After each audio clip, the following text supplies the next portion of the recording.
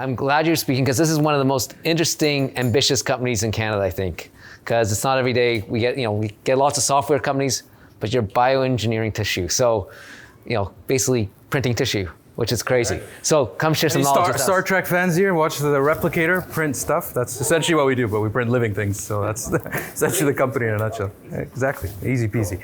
Well, really great to be here and to see so many familiar faces. Justin, our corporate counsel, he's been along the ride for 10 years, Ian at PwC. So many familiar faces, but also, you're right, I'm in a room filled with so many people I don't know. So really glad to be here in the tech world. We're a biotech company, so think of tech meet biology, and we're trying to apply a technology mindset to biology to literally create biological tissues that we implant inside of the body to replace function that is lost due to different diseases. So I'm not going to speak for long. I only have about 5 minutes to tell you a little bit more about Aspect and what we're focusing on, try to highlight several of the lessons that I've learned and I continue to be reminded of on a daily basis, and then I'm happy to take any questions. All right, so Aspect is a biotech company. We're proudly based here in Vancouver, Canada. A little bit about myself, first of all. I am a geek, in case you have wondered. I'm probably guessing that you're reassured that I am a geek if I'm printing 3D printing living tissues with my team mates at Aspect. Of course, a lot has changed since then. I'm still a geek, as my wife often reminds me, but life has changed in so many ways. I have 3 kids at home that are hopefully in bed right now. But we've grown significantly since then. So fast forward several decades from that picture. On the left-hand side is the co-founding team. So we started off at the University of British Columbia, focused on creating printing technology that is capable of creating living human tissue. The aha moment for me was attending a few biological courses at the end of my undergraduate degree. So my undergraduate degree was in computer engineering, and near the end of my undergraduate degree, started to take biological courses, and it became very clear to me that we were at a point in time in history where we could start to use cells to build biological systems, just like we use ones and zeros to build computer systems. And so during my graduate studies work was focused on creating technology with my co-founders capable of taking cells and printing them into living systems, which still blows my mind. We're literally applying an engineering mindset to something that is so dynamic and literally living. So the co-founding team is the backbone of the company. That's one piece of advice I would give to everybody is make sure you're working with a group that you're willing to go to battle with, and you're going to go through a tremendous amount of turmoil and challenges, and it's the co-founding team that needs to be that stable constant. So we have a great co-founding team. We have a tremendous amount of respect for one another. We complement each other. We have fun hanging out with each other. So I couldn't imagine doing this myself. In fact, I could guarantee you it would have failed a long time ago. And so that would be something I recommend to everybody, particularly for a company that is as crazy as ours. Make sure you have a real core group that you could count on. But of course, you could only go so far with just a co-founding team. You need to attract a phenomenal group of people that are brilliant, of course. What we're trying to do requires brilliance, but also we have a team that have great hearts. They're aligned around this mission of developing technology that could save lives. We're not just trying to develop something that could improve productivity, which are, of course, important endeavors, but we're ultimately trying to create therapies that could save not just people that have a label next to them, but these are moms and dads and sisters and brothers and our own kids. Potentially yourself could be a recipient of one of these therapies. So we have brilliant people, but they have great hearts. And so that's also something I would share to everybody. No matter what it is you're building, make sure you have people that are aligned along the mission. And you heard of so many great stories here of people that are focusing on mission-driven businesses.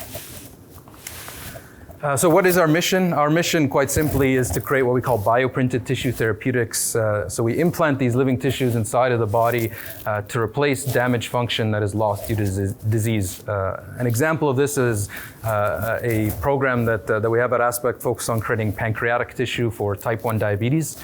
So type 1 diabetes is a huge disease that many people suffer from around the world. These patients rely on continuous insulin injections. They can't live without insulin. Nobody could live without insulin. And so what we're building at Aspect are these living pancreatic tissues that have the cells that are capable of sensing glucose, releasing insulin. So when we implant these tissues inside of the body, the tissue does all the magic. And you could control your blood glucose levels without having to rely on insulin injections.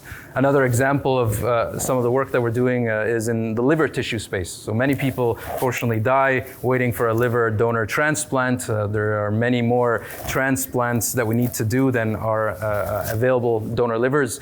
And so we're creating 3D printed liver tissues that could act as a bridge to your liver recovering, because your liver is actually a very regenerative organ. If given enough time, it could actually recover, or in more serious cases, bridge to a transplant. So you could buy a little bit more time until you could get a successful liver transplant. So there's of course a lot of different applications of this technology, and we believe if we unlock the power of this, we could have tremendous impact on human healthcare.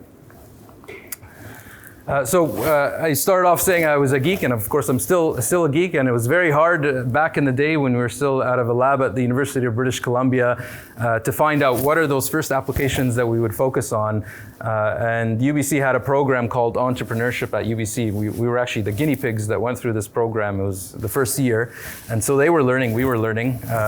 We didn't know that they were learning on us, but we definitely took the plunge. And one of the key pieces of feedback that was revolutionary at the time, of course, is very obvious in hindsight, but was get out of the building, go talk to people, but you have to put it into perspective. We were a bunch of really, really geeky people and wanting to just be in the lab and not talk to another human being, and so it was revolutionary at the time to get out of the building, go talk to pharma companies, go talk to patients, go talk to researchers, understand what this potentially transformative technology could do, so we could go back to the drawing board and come up with solutions that could make a big difference. So again, that's a key piece of advice.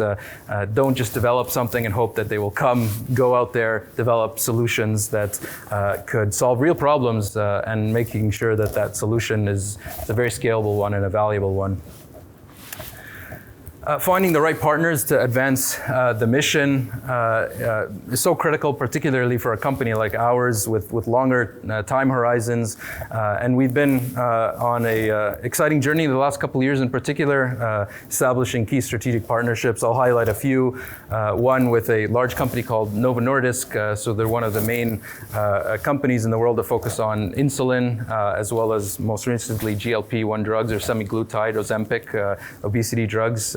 So they're a quite large company, and many people may not be aware that they actually started off the back of Canadian innovation. So insulin, for those that don't know, was actually discovered in Toronto about 100 years ago. And it has gone on and made a huge impact worldwide. And of course, as Canadians, we were so nice. We gave it to the Danes to start Novo Nordisk. And right now, Novo Nordisk has a market cap that's more than the GDP of their home country of Denmark. And so we now need to change the tide and make sure that we don't just pass the baton on to others, but we could actually own the finish line. So that's what we're focused on doing at Aspect. And towards that, we established a partnership with the government of Canada and the province of BC to build the infrastructure we need to support clinical manufacturing and commercialization of these tissues, to ultimately reap the rewards of being able to create these products and export them from right here in British Columbia. We also recently closed a Series B. We announced this last month. We've always been focused on creating an investor base that is aligned with our missions and are aligned with our values, and so we are incredibly thrilled to bring on new investors to the table, and that'll add certainly a lot of fuel to our mission here. And again, another lesson here is investors are people that could be a great source of support, but they could also be be a big challenge if you pick the wrong investors. So spend a lot of time doing a lot of diligence. We were in a fortunate situation where we had options, and what ultimately led us towards the group that we went with is founder referrals. So make sure that you do significant diligence on your investors. You're obviously in the heat of it. They're doing a lot of diligence on you, and you're trying to respond to that, but take a significant amount of time asking fellow founders about what the investors, doing a lot of reverse diligence on them as well. All right, let's advance here. Oops, too ahead of myself. The last point that I wanted to highlight, and I think particularly in this moment, I think we could all play a big part in building the ecosystem we want to be part of. This is something we're really, really proud of, that aspect. We want to build a globally impactful company, but we want to make sure that we build that company from right here in BC. We're deeply passionate about that. As we emerged from UBC, there wasn't really a big ecosystem, and we're still sort of an emerging biotech ecosystem, but there are reasons to be excited about the state of where things are at now, but even more than that, we're excited about what it could become. So we're committed to playing a big role here in the ecosystem, and just a call out to anybody here is think big. The world is much bigger than you would think, and we're capable of doing a lot of things, and our goal should be how do we get to the finish line, not just how do we pass it on to somebody else to finish the job. So just to sum it up in a few kind of key words, be mission driven, and that could be printing tissues or creating software to help the helpers. I love that.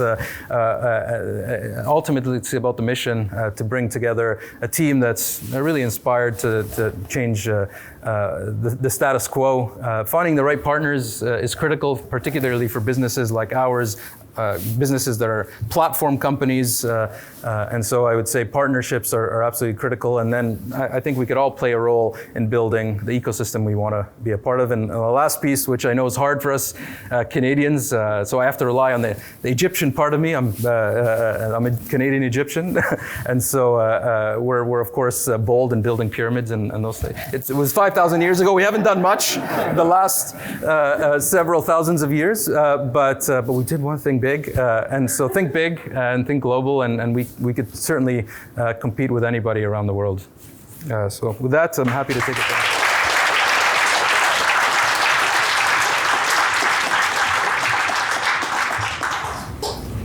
Questions? I'll ask the first one. You're not software. You're doing something that takes a long timeline. You need lots of financing. How do you go about building your network of venture capitalists? Because I think one thing we hear lots of Canadians complain about, the money's hard, but you've obviously been able to accomplish raising. So any tips there, quick high-level tips or secrets? Yeah, I would say it's all about kind of promise and deliver. And so with our type of company, it takes a long time to get a therapeutic approved. And so you have to break that down into bite-sized pieces. So work your way backwards and break it up into different chapters and deliver on what you say you're going to deliver on, and raise money when you don't need to raise money. We didn't have to raise this round, so we were in a position where the money was going towards accretive activities and more value creation, but we certainly didn't need to. And so being in a position of strength and building your network before you need it. That's also something I learned over the years is a lot of things could be done last minute. And I'm naturally a procrastinator, so I always think I could do something last minute. But building relationships is something that takes a lot of time. And so build that network of investors before you need it. Build a reputation and a table image in the space that you are ultimately somebody that could be trusted, and you're somebody that when they say something, they could not. There's no guaranteed success here, so I wouldn't say promise and always deliver, but promise and do everything humanly possible to give it the highest chance of success. Any other questions? Okay. Tamer, can you talk about? I think you've used like competitive tension better than anyone I've seen. So can you talk a bit about when you're sourcing partnerships, whether it's funding or commercial or whatever, how you think about that building your strength? Yeah, no, it's a great question, and Justin has had a front row seat with anytime I call him, we're like, oh, we have a term sheet, and he's like, all right, so when are the other ones coming in? Yeah, somebody gave me advice very early on, and I didn't really appreciate what they meant by it, but it sounded pretty epic, so I took it, and he's like, optionality is good. And they were absolutely right. And so optionality gives you that ability to create that competitive tension. It gives you options to do one thing over the other, and you could compare one thing against the other. It's kind of like buying a house. Like you never buy the first house you see unless it's exceptional. You want to have some things to compare across each other. And so yeah, we've always, touch wood, I hope this is wood, we've been in positions where there are different options for us to consider, whether it's financing or partnerships, and that has allowed us to take a step back and say, what do we want to do to optimize our ultimate goal? And so from that perspective, we couldn't be more proud to work with Novo Nordisk in the field of diabetes and obesity, or partner with Dimension as part of our Series B. But what led us to choosing those different groups was not just learning about them, but learning what others could also bring, and then making a deep conviction call on why we're going with these people. And only time will tell if we're 100% right, but as far as we know now, we think we've made the right calls. Cool. Can I get a round of applause?